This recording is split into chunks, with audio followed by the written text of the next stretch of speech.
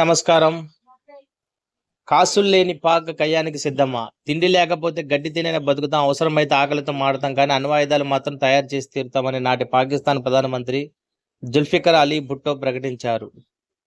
తిండి లేకపోతే గడ్డి తినైనా బ్రతుకుతాం, అవసరమైతే ఆకలితోనే మాడతాం అని ఆనాడు ప్రధానమంత్రి జుల్ఫికర్ అలీ భుట్టో ప్రకటించారు. ఆయన నాడు అనుకున్నదే జరిగింది. నేడు పాక్ వద్ద అణ్వస్త్రాలు ఉన్నాయి, కానీ అన్న వస్త్రాలకు మాత్రం తీవ్రత కొరత ఏర్పడింది.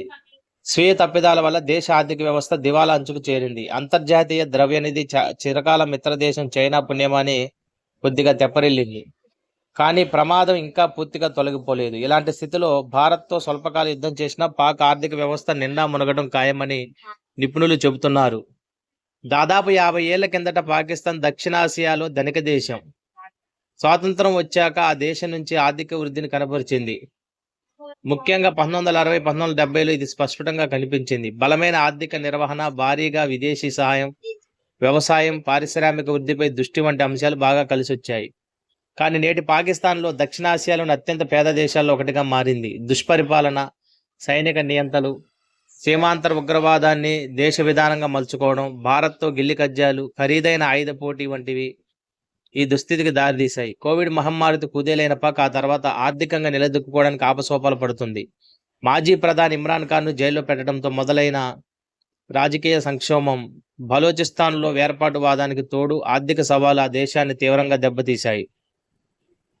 టీ పొడిని దిగుమతి చేసుకోవడానికి అప్పు చేయాల్సి వస్తుందని, అందువల్ల టీ వినియోగాన్ని తగ్గించాలని స్వయాన పాక్ ప్రణాళిక శాఖ మంత్రి అహ్సాన్ ఇక్బాల్ కోరడాన్ని బట్టి ఆ దేశ ఆర్థిక వ్యవస్థ దుస్థితిని అర్థం చేసుకోవచ్చు. 2023లో పాకిస్తాన్లో ద్రవ్యోల్బణం రికార్డు స్థాయిలో 38.5% చేరింది. ఆర్థిక వ్యవస్థ తిరోగమనంలోకి వెళ్ళిపోయింది. విదేశీ మారక నిల్వలు భారీగా $370 కోట్ల పడిపోయాయి. అత్యంత ముఖ్యమైన కొన్ని వస్తువులను కొద్ది వారాల పాటు దిగుమతి చేసుకోవడం మాత్రమే అక్కడికి వస్తాయి. ఉగ్రవాదాలకు నిధులు అందిస్తున్న కారణంగా ఆర్థిక చర్యల కార్యదళం 5 ఏళ్లుగా ఆ దేశాన్ని గ్రే లిస్టులో పెట్టేసింది. దీంతో రుణాలు కూడా దొరకడం కష్టమైంది. జీడీఎఫ్లో 70% ఆ దేశ అప్పులు చేరాయి. ఆదాయంలో 40 నుంచి 50% వడ్డీ చెల్లింపునికే సరిపోతుంది. దివాలా ముప్పు నుంచి రక్షించాలంటూ పాక్ IMFను ఆశ్రయించింది. ఇలా ఆర్థిక సంస్థను ఆ దేశం ఆశ్రయించడం ఇది 25వసారి. IMF ఇచ్చిన $300 కోట్ల స్వల్పకాల ఆర్థిక ప్యాకేజీతో పాక్ గట్టెక్కింది. సౌదీ అరేబియా, UAE, చైనా కూడా $100 కోట్ల రుణాలను అందించాయి. గత నెలలో $130 కోట్ల సాయం కోసం IMFతో ఒక ఒప్పందాన్ని కుదుర్చుకుంది. మొత్తం $700 కోట్ల ఉద్దీపన ప్యాకేజీని అందిస్తోంది. ఇందుకోసం పాక్ అనేక షరతులకు తలొగ్గింది. 1.5 లక్షల ప్రభుత్వ ఉద్యోగాలకు కోత పెట్టింది. 6 మంత్రిత్వ శాఖలను మూసివేసింది. మరో 2 శాఖలను విలీనం చేసింది. ఇలాంటి అప్పులు వెంటాడుతున్న పాకిస్తాన్ కయ్యానికి కాలు దువ్వుతుంది. పాకిస్తాన్కి వెలుపల నుంచి ఆర్థిక సాయం గణనీయంగానే అవసరం. ఇప్పుడు విదేశీ మారక నిల్వలు పెరిగినా ప్రస్తుత ఆర్థిక సంవత్సరంలో $22 బిలియన్ విదేశీ రుణాలను తిరిగి చెల్లించాలి.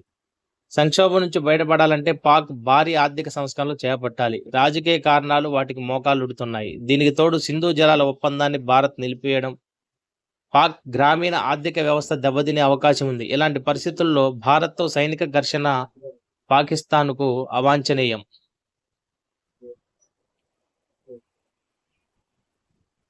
మా యొక్క విశ్లేషణ మీకు నచ్చినట్లయితే దయచేసి లైక్ చేయండి, సబ్స్క్రైబ్ చేయండి. ధన్యవాదములు.